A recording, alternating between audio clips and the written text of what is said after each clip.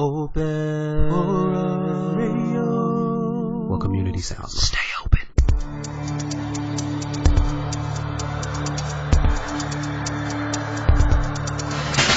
Searching history for buried classics. This is Lost Treasures of Gaming.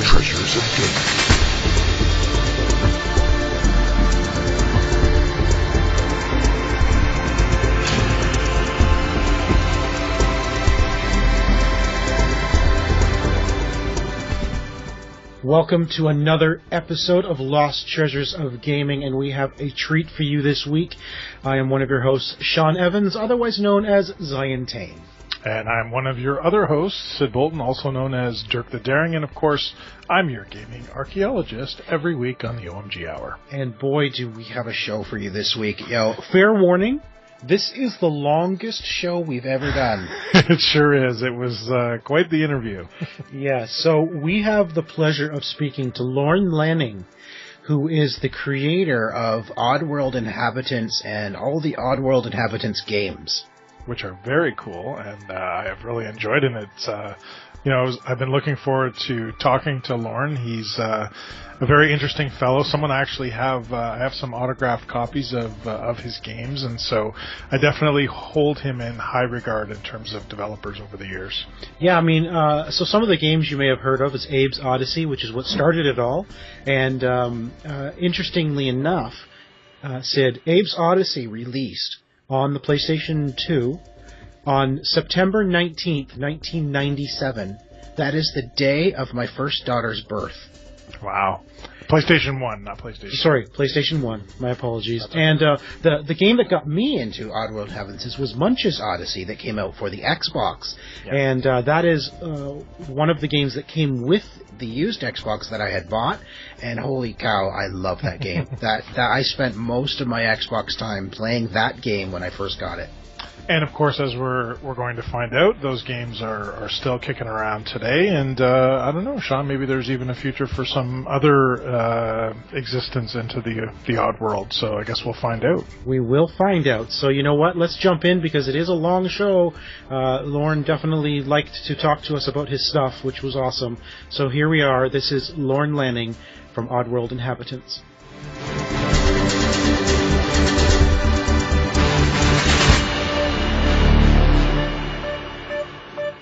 Lorne, thank you so much for joining Lost Treasures of Gaming.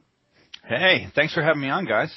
I have to tell you first off that we're going to be talking about the Oddworld Inhabitants games, but it was Munch's Oddysee that was actually the reason I bought the original Xbox. Wow. Now I'm trying to figure out if you want to kill me or No, that was I loved playing that game. It was one of the first games I played on the original Xbox. And I didn't buy an original at launch. I had come across somebody who was selling their Xbox with a bunch of games, and Munch's Oddysee was one of them, and I'm like, okay, I got to buy it. So I bought it with a bunch of games, but Munch's Oddysee is the one that I played for hours on end. I just loved it. Well, thanks for that. It was such an interesting time. I mean, what Microsoft was going through in an exciting way, was authentic, and the guys were driven, and they, Ed Fries was head of publishing then, and he really wanted innovation. He wanted different things, and they believed they were going to have a casual market. If you can, believe that in hindsight relative to the price point of the box, they said, casual is going to be our main thing. And actually, before the release, we wanted to delay the release. By the way, I have no complaints about Microsoft. Was a great partner on that. But we wanted to delay the release because we didn't think it was done. And I think that game, personally, it took us a couple of years, but it probably aged me 20. It was brutal, man. It was brutal. And there was a lot of lessons for me as a designer because I was very insecure about the marketplace, meaning I felt like at the time, games just need to be bigger and have more and, really chasing that scale train. And so I really over-designed a lot of the intent relative to what our rational capabilities were. And, that's something that you learn with time and you mature on. But I made a number of mistakes there. But as we were building it, it was really tough because A, we were on a middleware, and we were, trying to get it to do some things that it wasn't necessarily happy about doing. And then B, we had come over from the PS2, and that was kind of a debacle with publishers changing on us and things like that. Partners that bought companies that we didn't necessarily want to invite as partners, but we had them. So there's all kinds of sort of background politics going on that really, I think, plague the industry historically for developers, but it doesn't show up in the product except as usually, bugs or incomplete product or incomplete vision. But all those things are just massively distracting away from the actual development of the game. And I remember as we were hitting release, we were really nervous because we thought that the game should have been tuned more, and that B, we thought with the price point of the machine, it was going to be a hardcore audience. So we're like, look, we're more of a casual game, and that's not necessarily who's going to be buying the Xbox. And long story short, before release, I remember Ed calling us, and he said, "Hey guys, you're number one on the pre-orders," and ahead of Halo. We passed Halo. Wow. And then we got the release, it just got slaughtered by Halo, which was such a great game, so they deserved what they got. But, yeah, so it was 2 years of development that aged me 20 years. Well, and it must have been, because you had released your earlier games on PlayStation, and this was also the first time you had gone from 2D to 3D. So you must have gone through an awful lot to deliver this title in that time period. And that's probably partly why, it did age you for sure, because a lot of things were, the proverbial balls juggling in the air, right? You had a lot of different things that were going on from your previous two successes for sure. Definitely. And, on one hand, myself and my partner, Sherry McKenna, and a lot of the art team and production design team had come from film doing 3D computer graphics. So it was a language we were really world-class versed in, Academy Award-winning movies, things like that, Rhythm and Hughes Studios, where a number of us had come from. Me, Sherry, Steve Olds, Christophe Chavarot, a few other people had come from Rhythm and Hughes. That's what we were doing, working on films and stuff. But after that, in the game space, it was very common that, the particularly engineering teams and stuff were really eager to jump into 3D, but the math curve for 3D was more sophisticated. And so there was a number of hookups there where, it was more difficult than people would thought it would be in real time, like I said, overambitious design. Relative to, I was just trying to push, a whole cow through a 10-pound grinder, and they were sure to let me know along the way. But, what was that, a lost level of the game? Yeah, oh my seriously. gosh. The game, well, I'll tell you at one level, really simply, Munch was supposed to be, in concept, a Jekyll and Hyde type character, where in Munch, you notice, characters had a little more emotions than normal, in sort of a, light, superficial way, but ways that could be manipulated through Abe or through Munch. And Abe could smack characters around, things like that. And the idea was that Munch was historically being tested because he was a lab rat, out of a pharmaceutical laboratory. And he was being tested with different types of steroids. And so if he got mad, he would turn into like this, Dr. Jekyll, Mr. Hyde type of character. And so he was like, 4 times, he would just blow up huge, and he was like this totally kick-ass, it was like the demonic Munch, and then he would just be irate and kind of like, so it was like the Hulk. If it got too mad, it would start kicking in, and then so you could use Abe and be like slap Munch around. Abe like Munch would be like, cut it out, stop it, and they'd be like, it just really become this ass kicking character that you could use for a short duration of time before it wore off. So you had to piss him off to get him to be it, and you could beat him and use it. So that was right at the core of the concept of the character, and time. Changing publishers, changing platforms, reality really took its toll in that vision, and So there was a number of things that we didn't get, but there was a lot of things that were over designed in the first place. Like we should have backed off on some other. I mean, I'm probably the worst critic of our own games personally, but or the most aggressive critic, but in hindsight, it'd be like, oh, well, that's a key feature. So that's got to be one of the very first things that works right, that the rest of the game is built around. And then it just did, reality gets in the way, and it just didn't happen. So we scaled back, and we were being positively reinforced the whole time through testing. Microsoft was really happy. They thought, we were going to have bigger success. And then, things happened, like the pricing of the Xbox basically blew the European install base, if you remember. The way that they were pricing it, €1 cost in all territories, but the euro had just come into play, and the Italians were pissed off that they'd have to drive to Spain to get an Xbox, and vice versa. Like, there was all kinds of fallout from that, and that was our biggest market share. So that hurt us a lot more. So we were on a zero installed new base with basically our biggest market share getting no penetration of hardware. So those are just those are historic trips in the game industry that we've seen happen again and again, but we just happen to be right on the crust of that one as it kind of it definitely affected our sales and things like that. But a lot of people like that game, and I learned a lot of lessons, and I wish we had been able to I wish I had been more disciplined as a designer to really focus in on fewer features done better, and hopefully with time I get better that way. But. So, if you wouldn't mind, let's take a little step back. And you mentioned Rhythm and Hues. You met Sherry at Rhythm and Hues, and you then left Rhythm and Hues to create Oddworld. What was the inspiration for leaving Rhythm and Hues Studios to create your own gaming company?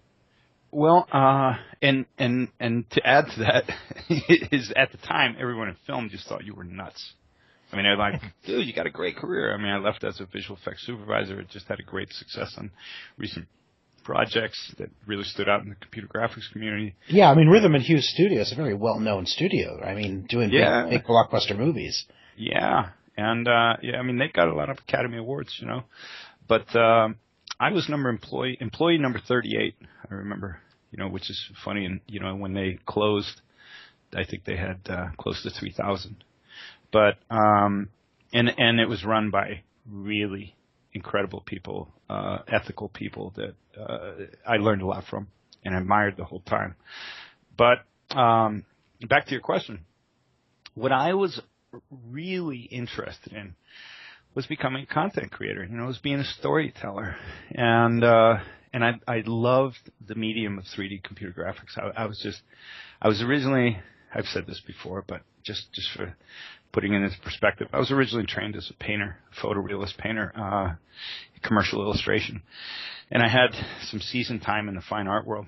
So the combination of the two really put forth to me sort of image quality and beauty, and messaging, which the fine art world is seriously into. The illustration world's about selling things, but the fine art world was deeper, and really closer to the way auteurs thought about film and all, and as storytelling. And I was realizing very quickly in Hollywood that if you were making TV shows, or if you were making movies, if you happened to transcend to the point where you were directing or writing your own stuff, you were never going to own it, which meant it would kind of be a lot of one-offs that you move on from, and maybe they become franchises, but you're not necessarily going to be driving the stories. And that was opposite to what I really was hoping to achieve, which was really build worlds and stories and characters around things that I thought were relevant to the modern audience, meaning the dysfunctional modern audience living in a very challenging, dysfunctional world, full of lies, full of deception, full of toxic consumer products, all kinds of poor practices that we as individuals have to skate around in life and, try and grow old, healthy and happy. And so I was trying to make content in a very Orwellian kind of way, where I was like, wow, I read Animal Farm when I was in 5th grade, but I was still thinking about it when I was 30. It's a great book. Yeah, so as a kid, I didn't get it, but man, I loved the whole idea of these manipulative pigs, Yep. And then as an adult, I was like, wow, this is brilliant stuff. And I was inspired by that, and then things like the Muppets, which basically had taught me to read as a kid, and yet it was just a silly, afternoon TV show. It wasn't the Muppets; it was Sesame Street. Sesame Street. Yep. And so I came to believe in the power of media and pop media as a vehicle for artistic expression. And that I thought it made content richer when content creators had more personal heart and soul into the products, into the stories, like Orwell, like Huxley. People who really made a difference in literature and films. Whether it's Kubrick or Coppola. You go back to like Clockwork Orange, 2001. The Godfather, Apocalypse Now, like those were stories, right? Wow. Yeah. Of course. You saw them and you talked about them for 2 weeks after at the water cooler, and they'd inspire you, to hope you saw something again like that soon, and you'd wait for 20 years and still wouldn't see any of this grand, But that drove me to seek where is it that I can use this medium that I absolutely love and just felt like I really got at the core of my cellular structure, like every atom in my body resonated with computer graphics. And this is in the mid-'80s when it was still really cryptic, so a lot of artists weren't learning the tools yet. It was mostly people who graduating from engineering school that liked to animate, things like that. And the beginning of computer graphics was largely full. Anyone who was hands-on was usually an engineering, had an engineering history. We had to be able to use them. Yeah. And I was one of these, like naive guys. I'm just like, just put the keyboard in front of me, man. I'll figure it out. And no one believed me, but I did. On really terribly cryptic software, mid-'80s 3D custom code done by film houses, which later became Wavefront, things like that. But to your original question, to the point, is I was realizing that the video game industry, well, first of all, let me just say, television did not have a CG series yet, and motion pictures, Toy Story hadn't released yet. So there really was nowhere that was buying computer graphics and promoting it to an audience in 3D where there was a viable market. It didn't exist yet. We were servicing movies. We were doing Super Bowl commercials. We were doing Olympics IDs and station IDs. Everything where it's the occasional movie, everything where 3D computer graphics could find a market, but that market was not directly to the audience. It was through a film, through an advertiser, So it wasn't a place where content was being created. It was just enhancing other people's content. And I was like, where can 3D, where can we tell stories, develop characters, and, deliver that to an audience in a thing that they can buy? So that we can actually not just be a service company. And I remember most of the visual effects companies, on average, they were averaging, even at ILM, a 2 to 3% margin annually. You're talking like maybe they book $50 million in revenue with 2 to 3% profit, right? So it was really high risk stuff, really super competitive, and they had no back end performance. The person who showed up to be the hand model on a set for one day got royalties, but no one in effects really ever has, if you can imagine that. And so I was looking at it a little bit, as an entrepreneur with an artist and business hat on and hats on, and I realized that I'd spent some time in aerospace doing visualization, so I had a pretty good idea of how technology evolution was tied to military. What was at the top of military would eventually become consumer products. I was seeing really advanced simulations back in the 80s of, whether it was jet fighters, ocean stuff, tank warfare, real stuff that was real networked and really impressive, millions and millions of dollars of hardware and software. But I realized that, wait a minute, the video game machine is going to be delivering this capability very shortly. If you just look at, the sort of Moore's law of computing and all. And is it Moore's law? Is that right? Did I say that right? Yeah. And And as I was looking at that, I just started figuring out, like, wait, when is CD-ROM going to be delivering some better capacity, you know, versus the cartridge? I was weighing things like that. When is processing power going to be able to move this versus where it is today? And I figured out it was right around the corner. And then I remember 3DO announced with Skip Hawkins. And they said, oh, you know, it's going to be, you know, I mean, he had no idea what it took to really do 3D. We knew that. But the idea in the public was really ravished for such things. And so the excitement factor was really big. And I realized we can get into games because of our 3D experience. That's kind of like a door opener for us. And games are going to be getting bigger teams, bigger productions, more money, which means more management, more sophistication, higher risk. And I realized we were actually well positioned to answer those types of problems, to solve those types of problems. And then I had to really know what I was talking about with games, so I did a lot of research. But biggest thing I noticed was that publishers at the time did not believe in sequels. If you can imagine that. Really? Yeah, because if you think about it, it made a certain sense because the games really came out of the toy industry, right? And so they were still sort of thinking like toys. And the way toy makers thought was, and I know my dad used to work at ColecoVision because he was at Coleco where they developed the ColecoVision. He was on that. And I remember at the same time they had Cabbage Patch Kids, which was a huge phenomena. But the way toy companies thought about it was, we got to make, you know, we'll make 50 toys, and one of them's going to hit, and then we just exploit the hell out of it till it dries up, and then we'll have to come up with a new hit, right? But they didn't think about, like, sequel hits. Barbie did at Mattel, you know. But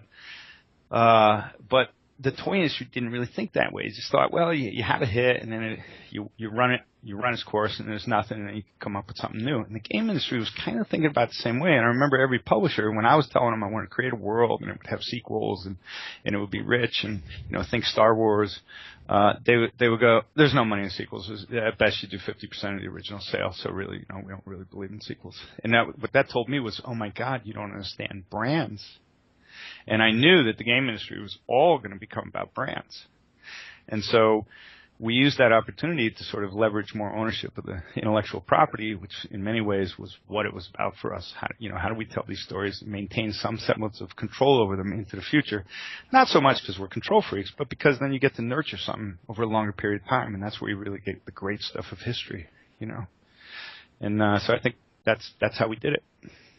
Yeah, I think we were surprised. We actually talked to Steve Cartwright from Activision, and he said the same thing, that at the time Activision was, he had developed Hacker, and they weren't interested in Hacker 2 because they didn't really want sequels. And I remember, Sean, we were talking about how funny that was, because today Activision is all about the sequels, right? Yes. Call of Duty every year, you know, Skylanders every year, Guitar Hero every year for a while, until it ran its course. But it was sequel. But at the time, he said Activision was not interested in sequels. So that is very, very true, and I believe what you say, that's what the environment was, even though today that seems completely absurd. Now, something else that seems completely absurd today, but that was in the environment that you were in when Munch's Oddysee came out. I just wanted to ask you about this one thing. Sure. You mentioned about it being, you know, an early Xbox title, launch title, everything like that. Now, I'm not sure if you're aware of this now, because at the time, you know, so much was going on, but if you look back, the original Xbox, of course, although it did have Xbox Live, that didn't come out at the launch, and it certainly wasn't a marketplace like Xbox Live is today. Xbox Live is like a lot of things. It's not just playing games online.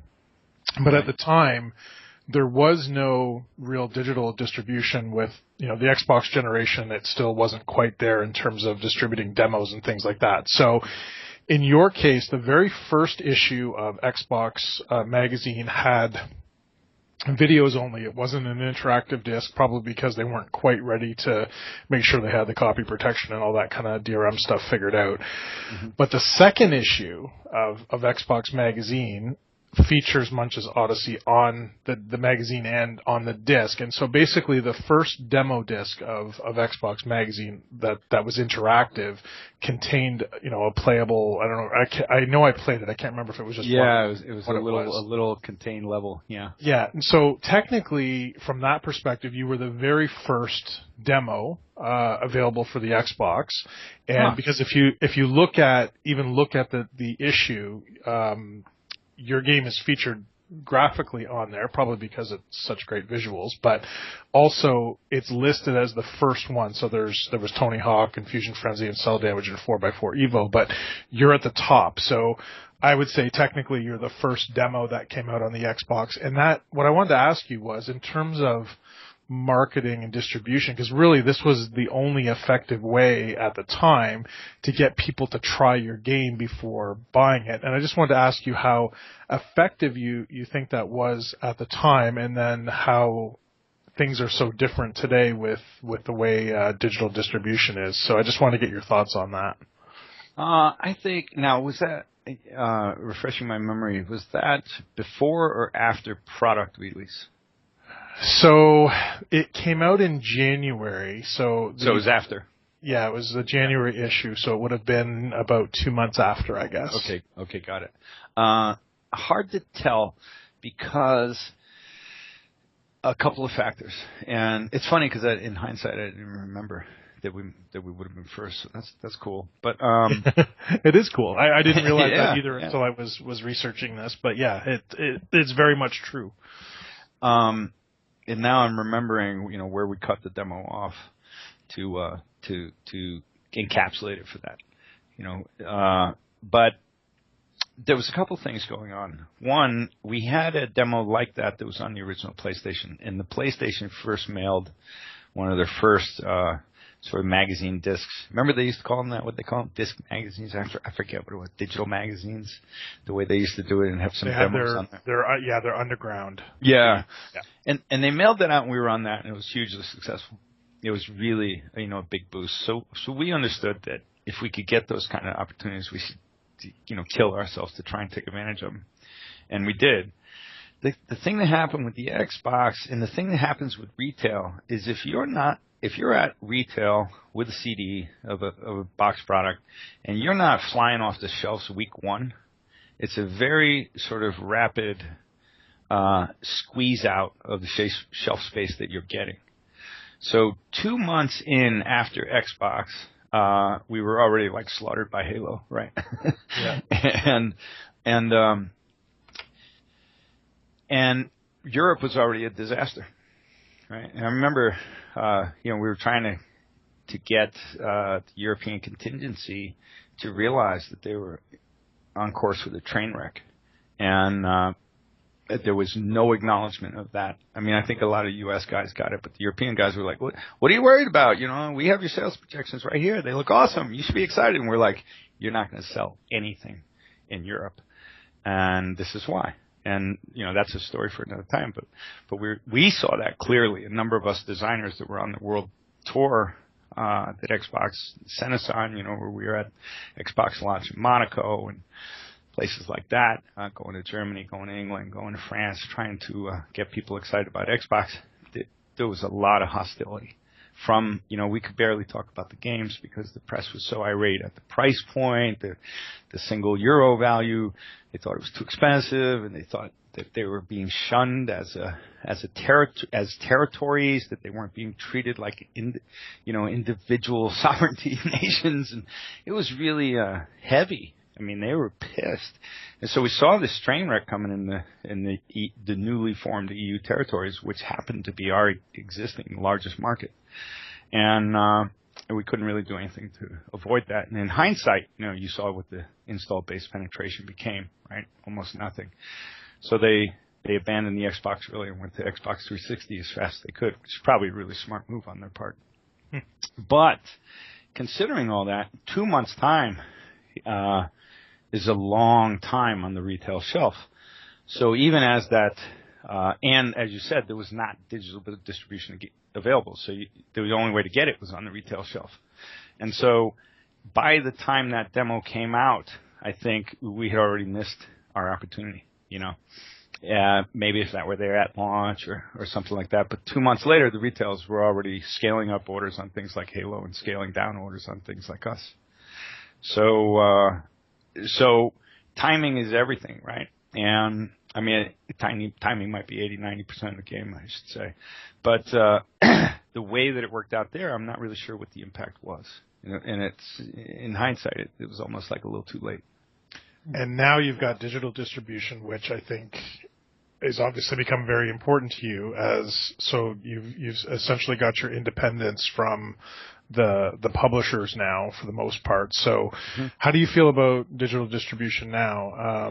It's a whole different universe, right? Like, for example, even though on the Xbox 360 that I always felt, Stranger would have made a great game on the 360 for digital distribution, through Xbox Arcade, whatever.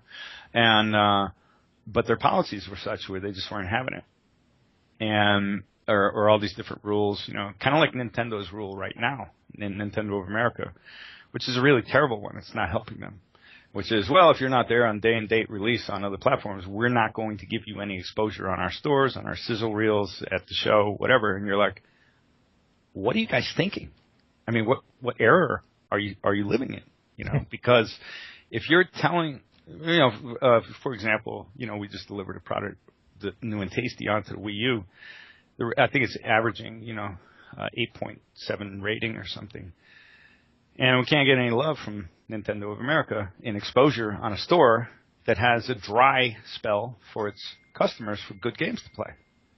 And you just go, well, okay, maybe there's a good policy for day and date, matching across multiple SKUs, but your customers don't have shit.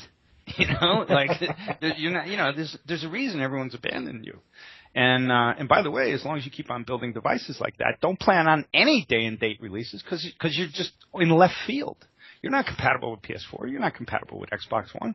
You're in a whole different beast, and yet you want the same, extra money spent on your system to get day and date when we're absolutely going to sell fewer units there. It just makes no sense. So that's an example, right?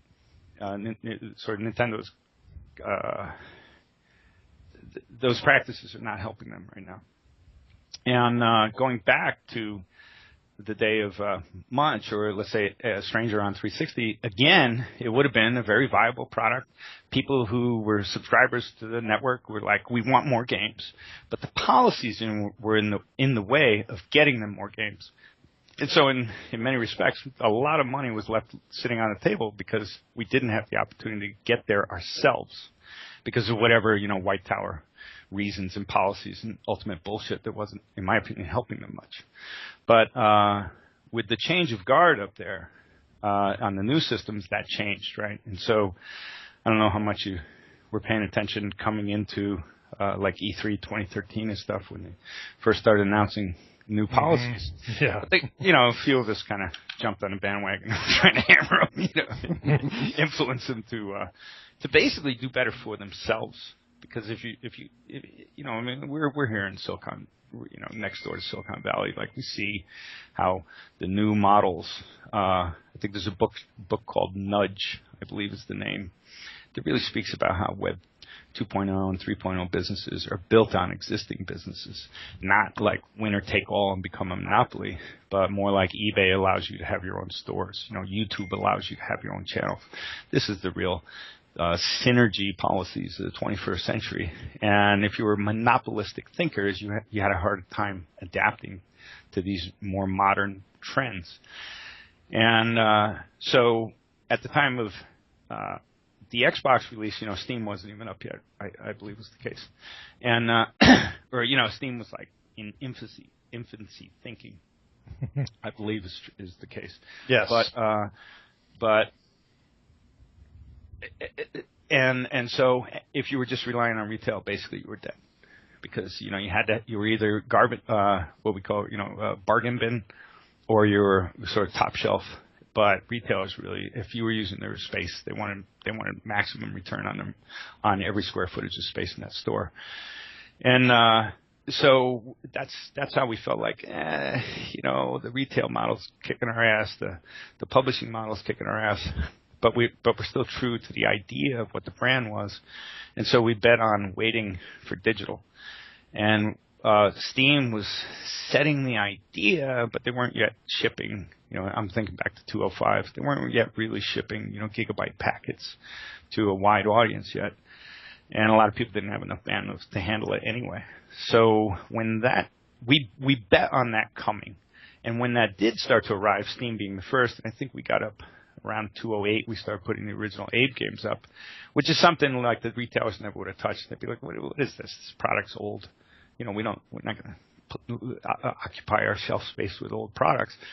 But with the idea of digital, it was very clear. And I remember listening and being very inspired by people like Russell Simmons, who, in my opinion, brilliant visionary for what was coming in digital distribution. I used to listen to him talk about, hey, man, you go in the store today, there's 7 genres, right? Country and Western, rock, New Age, classical. Forget that there's not even rap, right? Not to mention that there's actually 200 different genres of rap. And he would talk about, and this is in the 80s, he would talk about, but on the digital shelf, those 200 genres of rap are going to have their own shelf space. And he would just talk about it like that and be like, wow, of course.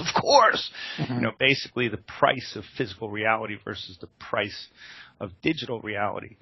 And how libraries would be bigger and how, he would talk about, or I would think about it like, hey, I'm still buying Pink Floyd songs that are 20 years old, but I can't do that in the game space because the system's no longer available to play it. And, all these gotcha factors for technology, medium, and content that basically meant games were new games or nothing. The past was sort of evaporating.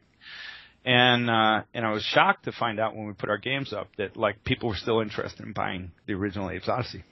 And, it was a hope, but it actually, because I was thinking hey man, I just want to listen to Pink Floyd The Wall. I don't care that it's 1995, and that it was recorded, 20 years ago or, I just want to hear it, and if it was games, it was too bad, you missed it, and, so on that faith, when we started getting the games up and they started selling, that's when we knew we could really get back in business and be. But this time we had to be more careful. There wouldn't be AAA budgets.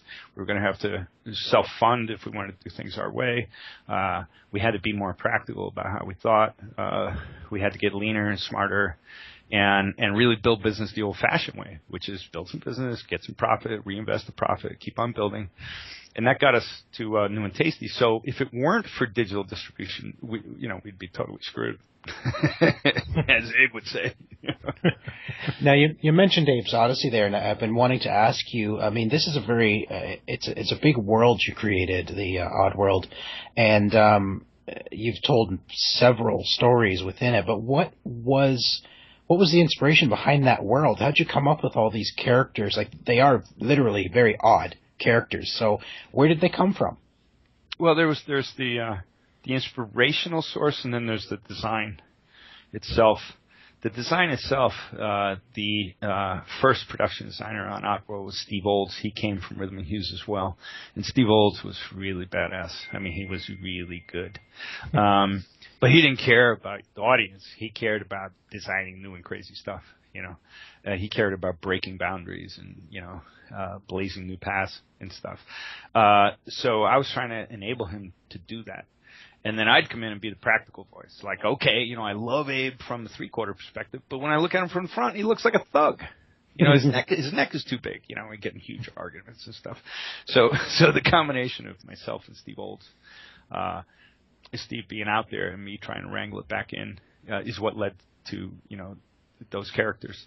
But things like Paramites and Scrabs, it's just dude, they're awesome. Let's build them, Whereas the characters of story character, talking characters and stuff, we spent a lot more time on battling it out, but he was really great. And so that's on the design. Now, what inspired the design was I'm a voracious researcher. I mean, you don't have the camera here, but my bookshelf is 12 feet high by 54 feet long. We saw that behind you when you briefly showed us. Okay. Yes. Yeah. Big bookshelves behind you. Big bookshelves. That's one of my life's loves is collecting and researching, collecting books and researching. And And I had become very aware of fast food policies that were basically deforesting third world countries, burning down the rainforest for the sake of growing cheap meat, things that most Americans had no clue about, quite frankly. And I had a lot of insight to this, and I really loved the environment. As a kid, I grew up on the Connecticut River. I was kind of like a Huckleberry Finn, just always fishing and getting filthy and nearly drowning, whatever it was really exciting. And I loved fishing in nature. And I saw it being impacted really fast. I watched my favorite lakes in Vermont die from acid rain. They still looked beautiful, but there wasn't a fish in them any longer. I saw various species be impacted in the Connecticut River. I saw Jacques Cousteau take a submarine up it and say this is the most filthy river he had seen in the world. Just some really depressing stuff if you had a particular connection to nature. So I was a voracious researcher on things that weren't being broadcast in the mass media, in the major mainstream media. Not at all. And people think, oh, New York Times tells the truth. Bullshit. It's garbage. It's just garbage. And so I don't watch any of this mainstream brainwashing bullshit, because what they omit is far more important than what they include in their content. And that's what I learned young. I learned that from coming from a military family. My dad was nuclear subs. I learned it. My great-grandfather disappeared under the Bolsheviks in leading into World War II, things like that, where I just I had an inherent sort of upbringing that said, be cautious of government, be cautious of lies, be cautious of propaganda and deception, all these things. And so I was trying to look at the world and what's really going on. Where do people like me find some hope and faith in the future? And it was pretty discouraging. And then I was learning about all these terrible practices, which basically were being represented in the civilized world, or I should say the modern world, the first world, as happy-faced logos with happy chickens and cows that love going to slaughter. Charlie the tuna, who loves being fucking canned. And excuse my French, but it's like, come on, man. These practices are like wiping out our rainforests, wiping out species, wiping out the oceans, toxifying everything, and it's being promoted to us like it's happy about it. So it's just that irony I wanted to play with, and I thought it would resonate deeper with the younger generations growing up, being a bit disheartened by the insanity that they see practiced by the older generations in power, whether it's in corporate power or political power. And so that really inspired my content. And at the time, what's his name? He created the X-Files. The X-Files was Chris Carter. Chris Carter. Chris Carter, yeah. And the X-Files was like, that was our hold music at Oddworld. It was like da-da-da-dun. And they just finished the 6-part miniseries.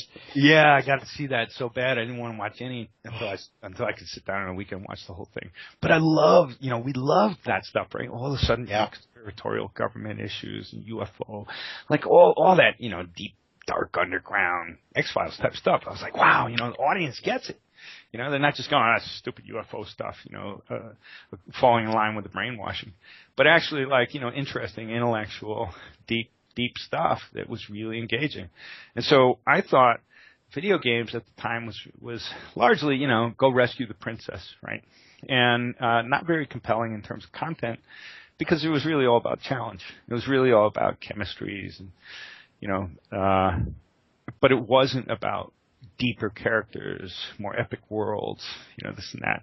And I was like, well, let's do what great movies are doing. Orwell did. Why? Where's that in video games? Where's the rock and roll of video games? Where's the Hendrix, the Bob Dylan, the Doors? Where's the people that are pissed off about politics? Where's that poetry in our medium of video games? And that was something where I wasn't trying to do it like the Sex Pistols, but I was trying to say, hey, come on, this is a valid medium, and if we treat it that way, maybe the audience responds, because they do in television, they do in film, they do in music, they do in plays. Why not games? And at the time, I think games were still sort of thought of as technology geeky toys. Versus a medium of expression that could actually make a difference, where more and more of a global audience was engaging that content and putting their mind share into that content. And so I thought there was an opportunity. There was definitely an internal passion to say, I want to make things that I think can inspire and can make lonely souls feel a little more connected to a world of, intelligence rather than just, bullshit wasting time. Not that I have any criticism against people that make games that just bullshit waste your time. I have no problem with that, But for me, it was coming from a different place. And that's what ultimately led to the stories, the content. It was what's going on in our world. How do we create that as a cracked mirror of our own world? And if the algorithm in action-adventure games is largely, or I should say the algorithm would be, or the subtext of it all metaphorically would be aggression equals rewards. And I thought that was where games were coming from. My partner and I used to talk about it. And then we said, well, what if we can flip that to empathy equals rewards? And that was really, the sort of essence of rescuing characters rather than killing them. Those kinds of ideas came from that more philosophical sort of outlook on it. And they're like, well, if we do that right, like Lucas didn't have to go into the depth of Yoda's, sort of what I call Shaolin monks in space, diatribe, right?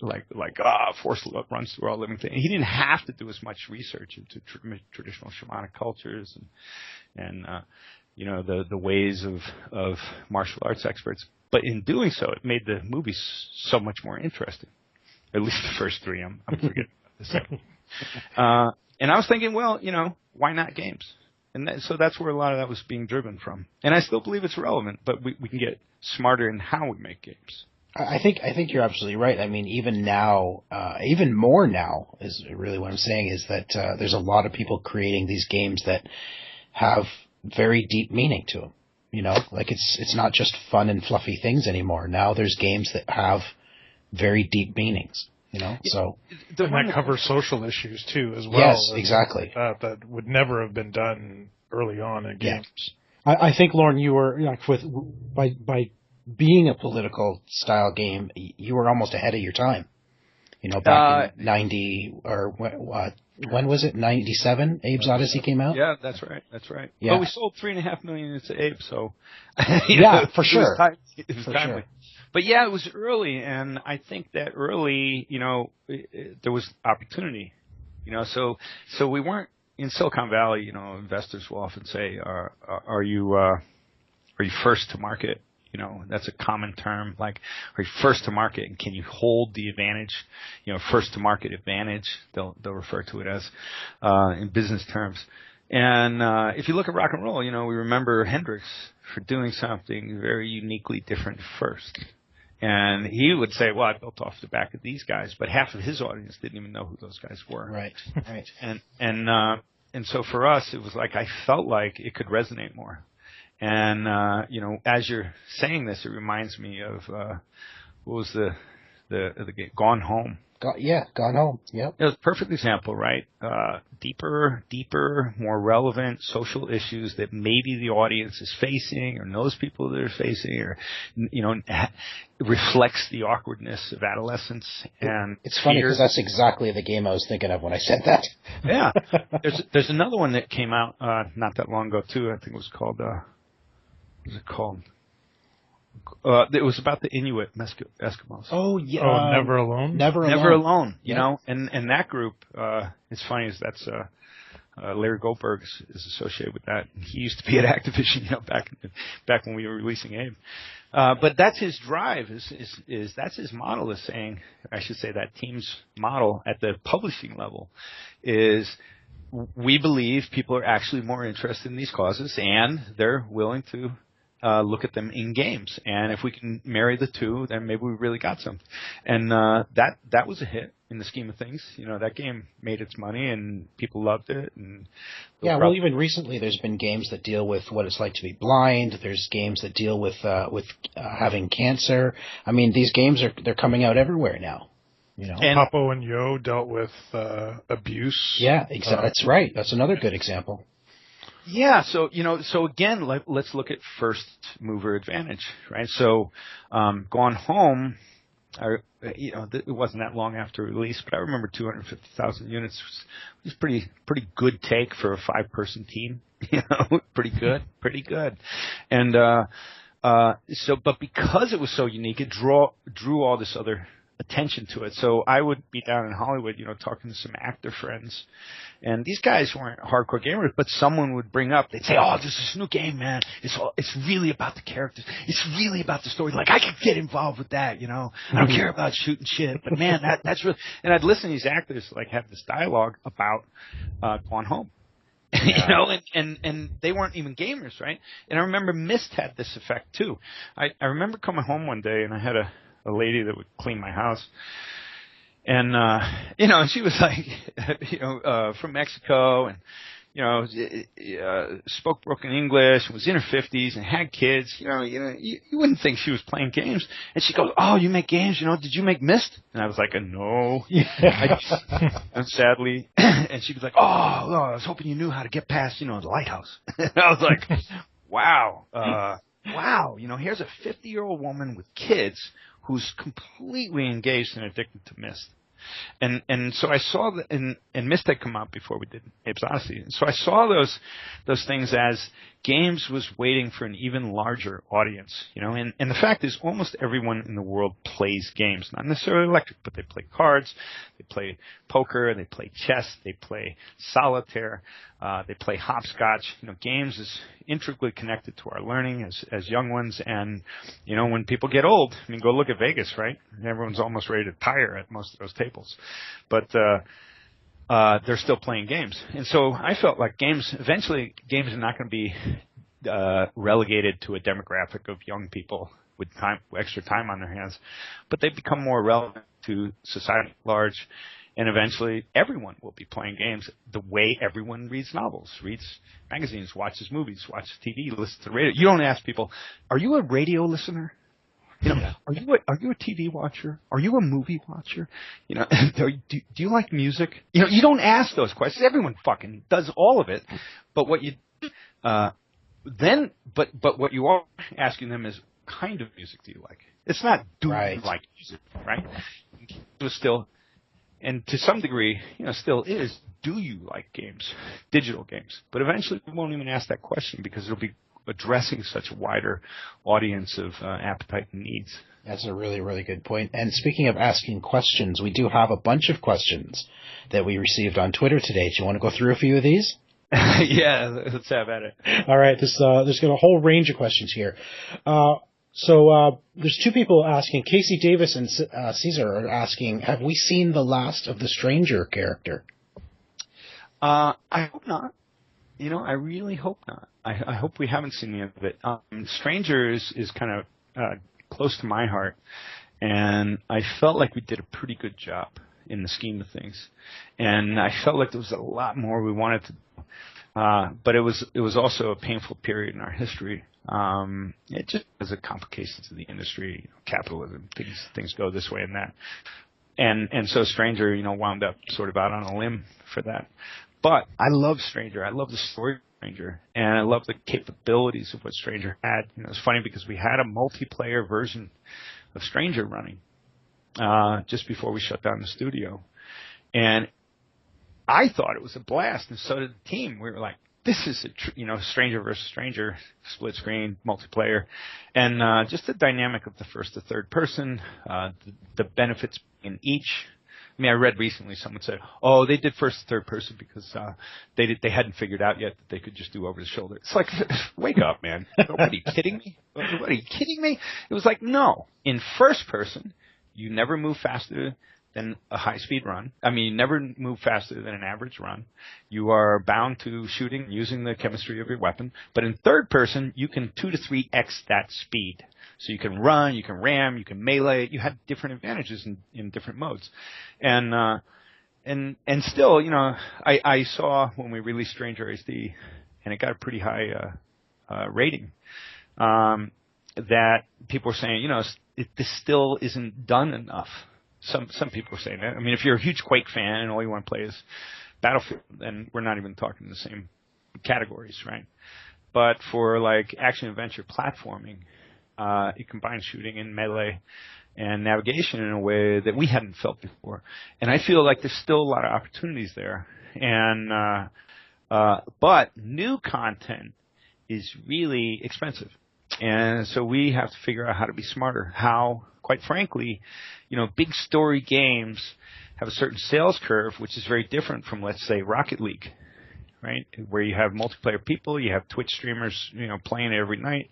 You have, in this solid story model, you get big spikes at initial release, and then you fade off, and people aren't covering you as much on YouTube and Twitch and here and there.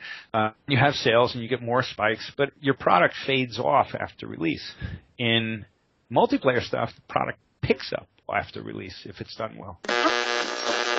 So we got a little bit cut off there, but I think you talked a little bit about the Stranger character and some of the differences between that. I mean, it was a very different game, wasn't it, than the other games? So it was kind of a reaction to Halo, and where when you were building story games that had lots of puzzles, something more in the sort of Lucas tradition. Every mechanic tended to be new code. Like every new puzzle tended to require new code, or it got kind of old early. Whereas shooting games, you'd kind of, let's say you code one gun, but with tweaking the parameters 50 different ways, you can get 50 different weapons. Right. And that type of amortization didn't exist so much, and I still haven't figured it out, for puzzle-like games.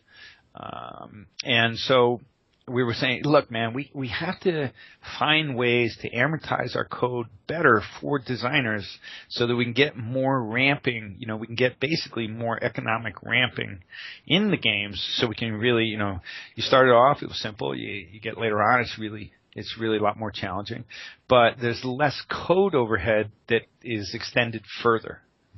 And the gun's a perfect analogy. One gun coded right is a whole arsenal of weapons with different art and different tweaking in their settings. Whereas, something that's a gag is kind of a one-off. So I was really trying to say, okay, how does Oddworld fit into that chemistry? And so we said, with shooting, how are we going to compete with shooters?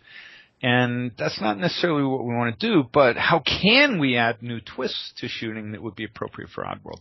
And that's really what led to live ammo. And said, well, what if you have more ability to manipulate characters strategically? And to that point, I saw an interesting review recently of someone playing Stranger on iPhone. And they said, I was really surprised because the two thumbs controls was not quite your Xbox controller, right? So they decided to play the game differently than they had on the Xbox, which meant slower and more strategic rather than head on and like a shooter. And what they discovered was that they liked the game a lot more. Even though they loved it as a shooter, they were like, what I didn't realize is there's a whole nother game here to play. You just play it differently. And that one's like, and what I was thinking was, kind of like how I played RTS games that would really piss off some of the super hardcore guys, because I was like a total turtle entrencher, and so I'd just be focused on getting my research and build up like battalions of anti-aircraft, tank infrastructure and shit. And these guys would be, sending out every unit and just trying to hammer you as quick as possible. And I'd build up these defenses that were just like boom, just annihilate anything coming their way, and spent no time going and trying to attack them. And they were just like, you're a turtle there. And I'd be like, yep, watch your units die. And because I knew that they had me at a gamer level, right? They were spending all night and day playing Warcraft 2, StarCraft, and I would only have a couple hours a week, so at most. So you were trying to find, like, how does someone who doesn't have the skills, Battlefield's a good example, right? Go in there as a novice player and you just get slaughtered. Quake was the epitome of it. And, the first person shooter arenas are like that, right? Skill levels are really high and novices just get slaughtered and have no fun. And, so in Stranger we were saying, well, how do we have a casual shooter that allows you to be thinking more, drawing characters, baiting them into traps, so we developed chip punks to talk shit and get guys to go, I hate those things, and then they go try and stamp it out. But as they do that, they get around the corner where they're not being seen by their friends, and then boom, you're hitting them with a spider bola and tying them up and gagging them, and then you're getting a loud bounty out of it. So that was like our way of creatively sort of addressing how do we compete with shooters, but not directly, in a way that is amortizing code smarter amortizing design decisions smarter and for more mileage, and still, staying true to the ideas of the Oddworld universe, to the brand, and expanding the brand that way. And that's really what led to the design of Stranger. And it was hard, man, because aside from the first to third and the benefits of melee and high speed versus shooting, but just think, now you're trying to design a shooter, but every piece of your ammo involves AI with the NPCs that you're shooting. And that was like, it's not just bullets, right? So that was, it was really hard. Unfortunately, I remember Ed Fries and some other people, they really believed in us. They believed in the possibility. The producers at Microsoft were great. They came down and helped us. I mean, there was a lot of goodwill at that time. But when the management changed, it had a different idea. And it was like, well, Xbox is super hardcore gamer. That's what we're going after now. You guys are casual gamer. So it's not going to have the same attention. And all that was fair, relative to what had happened on the year since release. But that was our target with Stranger. That's what we were trying to do. That's great. That's awesome. I mean, it's not usual we see an IP change direction like that. We got a couple more questions we want to get through here. So Sam Locke and Chris Townsend are both they're both asking about the Abe's Exodus remake. Who's going to develop it, and is there anything in particular that you want in the remake?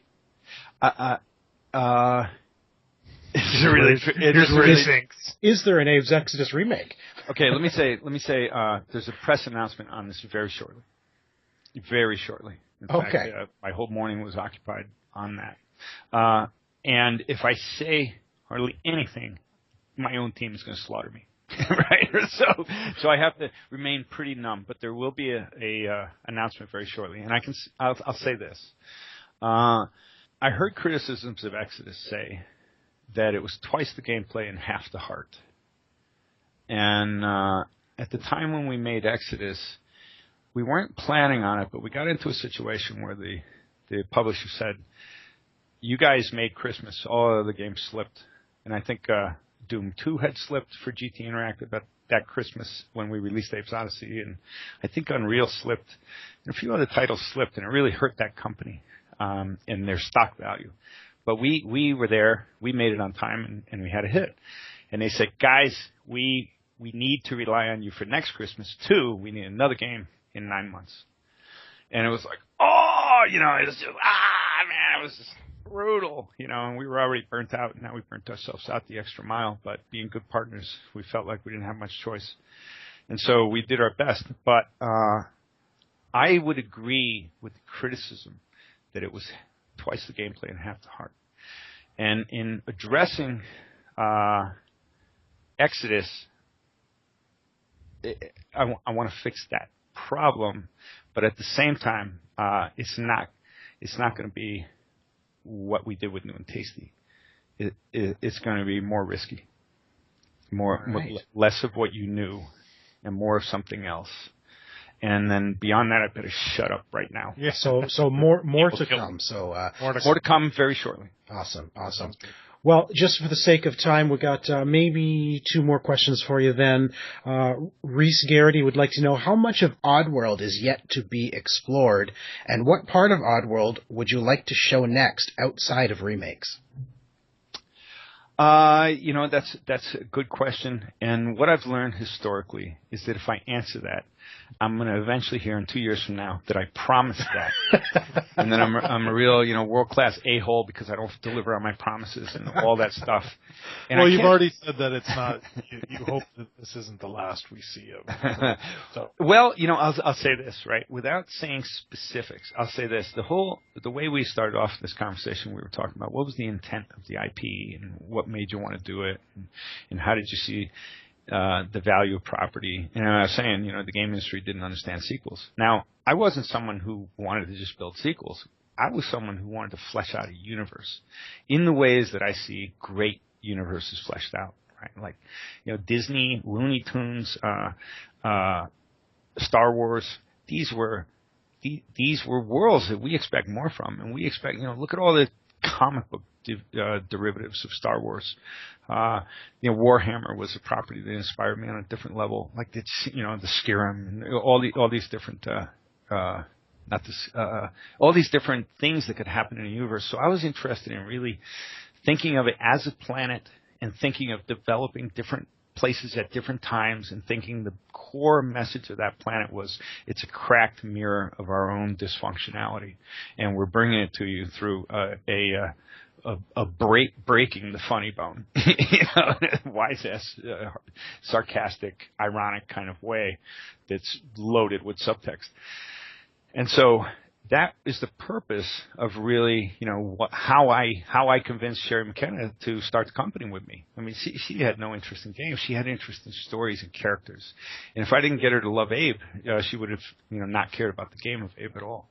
So those things motivated the exploration of the universe. And if we can continue to do that, and digital distribution gives us that opportunity because we don't have to have big hits every time. We can have little hits that if we can keep on making money and we can keep on contracting building good relationships with different developers, etc., then we can keep on exploring. And the world is changing so this is my warning, is the world is changing very quickly right now. So as we look forward and we go, what do the next 2 years look like? Well, we know what we're going to deliver in that window of time, but we don't know what else is exactly smart to develop at that time. And, if you just go back 10 years, right, people 10 years ago, were iPhones out? I don't think so. No. Yeah. So, big changes in the world, right? And the idea is that we have a rich, nutritious soil of a world property that we can grow fresher things out of. And I've got a lot of ideas, way more than I'd ever be able to make. And every time I've mentioned one of them and didn't deliver it, I caught hell for it. Unforgivable hell, from the audience. But that's where I'm coming from. So without saying something specific, I just turned 51. So I'd like to think that half my life is only over. And the idea was Oddworld was never something that said, and then when we have this hit and this hit, then we'll have an exit strategy and we'll just sell big. It was really, how do we create something we love and care about and we want to nurture for the rest of our lives, the way Dr. Seuss did, the way Jim Henson did, the way George Lucas did. And that's how we thought about it. In the way that, what's her name, J.R. Rowling did. Yes, for sure. These are the ways that we think about it. So at a business level, some people can look to us and say, well, you're not that savvy. At a content creation way of looking at it, I think a lot of other developers look up to us. Even though we haven't had the enormous successes that others have, I hear time and time again that we inspired a lot of people, and that's gratifying in different ways. I hope it's true. Well, you definitely have a fantastic world you've created, and there's so many people who love your games, Sid and I included. So we definitely hope it doesn't end. Well, thanks for that. They're fantastic. Like I said, Munch's Oddysee, it's the game I bought the used Xbox for. That's why I bought it, because that was part of the package. So, yes. I got a quick little tidbit there. I remember Seamus Blackley, a close friend of his, was Ed Roberts from the Bare Naked Ladies, who's an amazing guy. I mean, a very down-to-earth guy. And I remember I just shipped Munch and wanted to slit my wrist. And I said, well, it wasn't what I wanted it to be, and I was feeling all the impact of not having the sales we had hoped for, and the European crisis and all that stuff. And Ed was constantly telling me, he goes, yeah, but Lorne, man, no one knows that. When I played with my kids, man, we loved it. And I'd be like, yeah, well, all grumpy. And but I remember that, and that was like, that was a real player telling me his authentic. He wasn't just trying to make me feel better. He actually felt that way. And I remember going home at night sleeping and saying, how do I get my head around that? Like, how do I actually believe that without wallowing in my own sense of defeat, Well, he was telling you the truth, because I loved it too. It was a great game. and he's right from around us. He grew up just a few miles from us. So exactly. There you go. There you go. Hey, man, it all comes full world, circle. Huh? And he's a fisherman. There you go. Hopefully, I'll be up in the neck of the woods taking some of your. Well, if you're ever up Toronto way, then I'll take you fishing, so you can experience some fishing up here. Okay, be careful, because I'll actually take you up on that. All right. Hey, let's do it. Let's do it. Well, Lorne, thank you so much for taking so much time out of your evening to speak with us here on Lost Treasures. People can follow you on Twitter. You're on Twitter as Lorne_Lanning, correct? Yes, sir, I am. And so we didn't get through. Inhabitants Oddworld. Jeez, I can't even believe I forget my head. You don't have to take care of that stuff, do you? Okay, great. No, I don't. Got people for that, I think. I'd be really lame for that. Yeah. We'll make sure it goes in the show notes. Yeah, for sure. Excellent. Thank you. Yeah, for Oddworld. For sure. Now, we didn't get through all the questions we had, but I think some of them, they added you to their questions, so perhaps you'll reach out and answer some of the extra questions we didn't get time for. Okay, so I should go to look at Twitter? Yeah, check out Twitter. There's a few questions there that we didn't get to answer tonight on the show, but perhaps you can reach out to them if there's an answer for them. But again, we appreciate you taking time out with us. Yes, it's my pleasure. Thank you, guys. Thanks for thinking of us. Thanks for having me on. And we look forward to more Oddworld stuff. Okay. Well, hopefully I'll start planning the fishing trip. Let's do it. Fly fishing. Let's go. That's good. Okay. Hey, thank you, guys. Thank you. Okay. Bye-bye. Well, Sid, what do you think? I think we asked like maybe 3 or 4 questions? Yeah, at most. That was so good. And he's got some interesting quotes from this show, that's for sure. Especially my favorite about the tuna. Yeah, that's my favorite too. I just couldn't, I don't know if you can tell, but I just couldn't stop laughing. The happy tuna, yes. Yeah. Right into the can. Man, what a great show. Like, yeah. I know you, like at the time when we were recording, you had to go, but it was like, I don't want to go. I know. We could have, Lorne's one of these guys you could just, you could talk to him. And apparently we're going fishing, so this is great. So I'm going to be able to talk to him, for lots and lots of hours while we're fishing. That's awesome. Yeah, it's great. Absolutely. It was a great show. Really enjoyed listening to him, and I like literally just listening to him. Because as you listeners just found out, he could really go on about the simplest little question, and it was awesome. Yeah, and he's like a character himself, He could be a character in one of his own games, for sure. Well, he was characters in his games. Which is one of the things I actually didn't get a chance to talk to him about was the fact that he actually did the voices for the games, and I was going to get him to do some voices. Mm-hmm. But you know what? We honestly just ran out of time. Well, and he kind of did, though. Like, he went into modes where he just, you heard these other voices come out of him, so you know that there's lots of that kind of stuff going on. You always wonder what's going on in that creative mind of his, but fascinating guy. So thanks a lot, Lorne. That was awesome. And there's definitely more coming, as we found out. So, keep an eye on Lorne Lanning, because there's more to come from Oddworld Inhabitants, that's for sure. And so I'm going to think it's going to be pretty interesting to watch Fred play one of these games coming up. We're going to get to see him. Yeah, I hope he does Munch's Oddysee, because that's great. Yeah, that would be great. So every Friday, of course, you can visit GamingHistory101.com to watch Fred play the game that we've just talked about, or the games that we've just talked about. So we'll see what he comes up with. Absolutely. And, of course, on Twitter, if you want to follow the show, we are at Lost Treasures OG, and I am Ziantane everywhere, and that is Xiantayne. Yeah, you're spelling it out now. That's a change. Well, I've been notified that, you know what, your name's not an easy one to spell, so maybe I should spell it. And I'm at Sid Bolton, and that's Sid with a Y. And I don't know if you mentioned, we've got Lorne Lanning. It's also, Lorne happens to be my middle name, so Lorne's got a great name there. The Lorne Lanning, he's got the alliteration going with his name as well. You see, he must be a superhero. Yeah, exactly. If you do want to send us an email, the old-fashioned email, which you can get a little bit more verbose if you want to, kind of a little bit like this episode, you can send us an email to losttreasuresofgaming@gmail.com. And, of course, we're happy to hear from you thoughts of who maybe we should have on the show next. We've always got different people that we're thinking of and trying to get in contact with, but we'd always love to hear your thoughts on that matter. Or if, you don't just want to tell us how wonderful we are or something like that, please just send us an email there. And if you want to read the show notes from this episode and previous ones and find out other things, all kinds of great stuff, and all the content that we produce, you can go to omgnexus.com. Excellent. So for another taste of some more Lost Treasures, be sure to check out the OMG Hour, where we do have a 2-3 minute Lost Treasure every week. Well, that's it for this time. We'll be back again next time. See you soon.